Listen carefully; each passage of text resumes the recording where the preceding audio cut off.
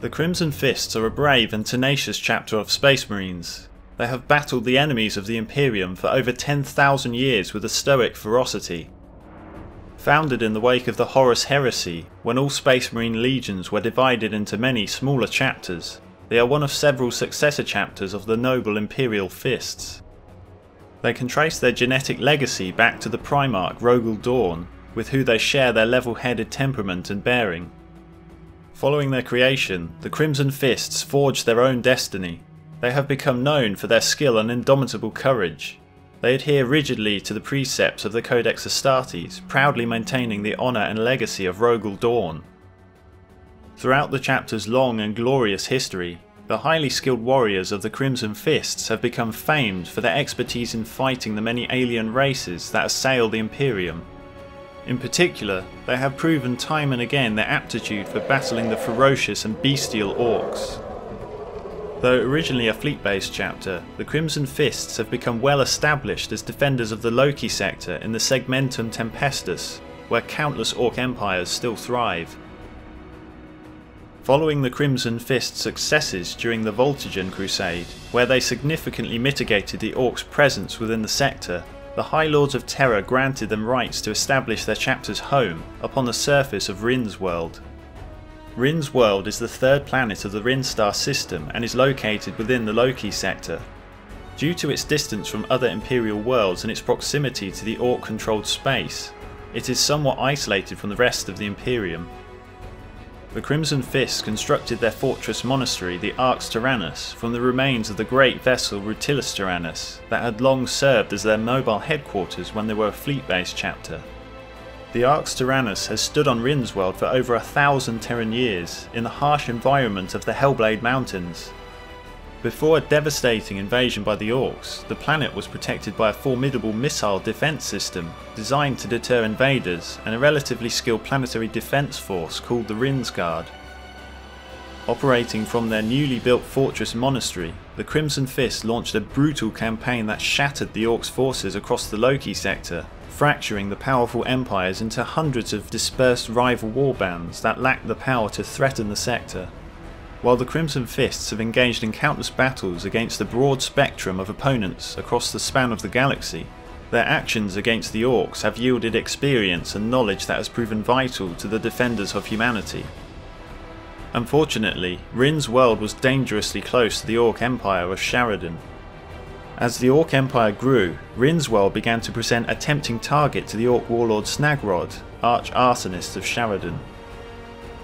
In the closing stages of the 41st millennium, Snagrod launched a massive Waaagh that united the warring Ork factions bordering the Loki sector. Snagrod began by unleashing the fury of the newly formed Waaagh upon the isolated Imperial world of Bad Landing. The Imperial defenders were utterly unprepared for the invasion, and within days the only major strongpoint of resistance was the capital city of Krugerport, where the remnants of the Imperial Guard regiments, commanded by Commissar Alhorst Balder, put up a bold but ultimately doomed defence. Confident that he had the world in his grasp, Snagrod put out incessant ranting broadcasts boasting that his next conquest would be Rynn's world, which lay only a few weeks of warp travel from Bad Landing. Chapter Master Pedro Cantor responded immediately, dispatching the 3rd Company to Bad Landing, under command of Captain Ashur Draken, to stall the Ork Waaagh and determine its strength. The Battle of Krugerport was a tragic defeat for the Crimson Fists, who found Waagh's Snagrod to be far larger and more aggressive than anyone could have ever predicted. In the resulting defeat, the Crimson Fist suffered heavy losses, totaling over 2/3 of the detachment. Captain Draken was among the fallen. The handful of Space Marines that survived the battle were able to escape, bringing valuable intelligence back to Rynn's world. With the fall of Bad Landing, and upon learning the size and strength of the Ork war host, Pedro Cantor, chapter master of the Crimson Fists, recalled all of his forces to Rynn's world in preparation for a counterattack. The Crimson Fist strike cruisers and Thunderhawk gunships took to the skies and joined forces with the Rynn's world system fleet. Cantor mobilised the planetary defence force known as the Rynn's Guard. However, this took longer than anticipated, as the inhabitants of the planet believed that the might of the Crimson Fists and their extensive orbital and ground defence network would be enough to prevent the primitive orcs from ever making planetfall. But no sooner had the companies assembled than Waagh's Snagrod reached the Rynn system. The chapter's orbital defence annihilated the initial waves of Ork rocks, cruisers and bomber squadrons. However, the sheer scale of the Ork invasion overpowered the defensive fleets and broke holes through the formations of battle cruisers. As Thunderhawk gunships started dropping from the skies, the Greenskins began a full-scale planetary landing. The surface defences concentrated their efforts on protecting the planet's single spaceport and nearby city of New Rynn. Defensive guns, including missile batteries, macro cannon arrays and turbo laser towers, turned the sky red with their fury as they tried to stem the flow of the Ork landing craft, but it was to no avail. It was at this moment when one of the planet's missile defense machine spirits suffered a catastrophic failure. A single plasma warhead tumbled from its plotted trajectory and slammed into the Crimson Fist's fortress monastery. Designed to punch through void shields and bore deep into the dense hulls of warships, the missile ripped its way into the heart of the fortress and detonated within its vast arsenal. Ordnance fit to conquer worlds flashed into annihilating fire in a heartbeat, and the monastery, miles of defences around it, and 6 full companies of Crimson Fists were erased from existence. Without the protection of the Crimson Fists, the civilians of Rynn's world were quickly slain, and their settlements, with the exception of New Rynn City, the planet's capital, were completely overrun. In less than a solar day, the planet was brought to the brink of annihilation, its fate resting in the hands of a small number of surviving Space Marines and the vastly outnumbered Rynsgard Planetary Defence Force. Only the handful of defenders manning the outermost perimeter defences escaped the full fury of the blast.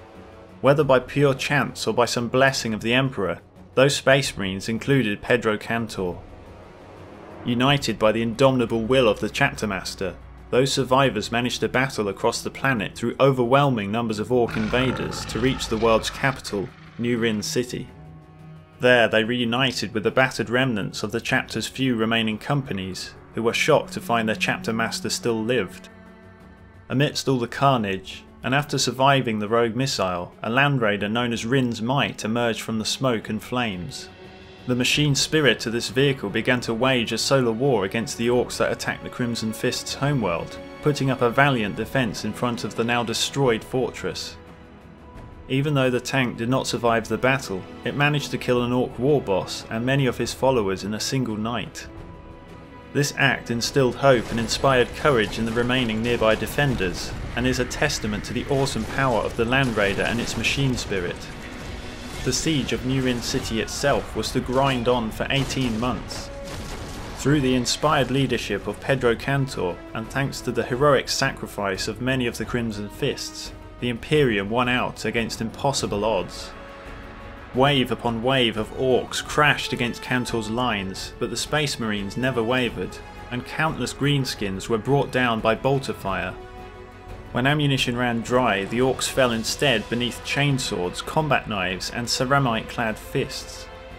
Still, the Crimson Fists held firm, channeling in that desperate hour a measure of the close-quarters might of the long-dead Alexis Pollux. The Crimson Fists were able to maintain their defences over the course of 18 dark months until Imperial reinforcements finally arrived. The relief fleet consisted of Astra Militarum regiments combined with several Space Marine chapters, including the Crimson Fist's first founding chapter, the Imperial Fists. Together with the Imperial reinforcements, the Greenskins were finally repulsed from Rynn's world, but the damage had been done. All of the planet's major cities were destroyed, with the exception of the capital, New Rynn City. The majority of Rynn's estimated 200 million population had been killed, and the Crimson Fist chapter were balanced on the precipice of extinction. As of the Ork warlord Snagrod, he went missing after the war, making it unclear as to what happened to the arch-arsonist. However, hope remained for the future of the Crimson Fists. In the wake of the Indomitus Crusade, the chapter's forces were replenished with a new breed of superhuman warriors, the Primaris Space Marines.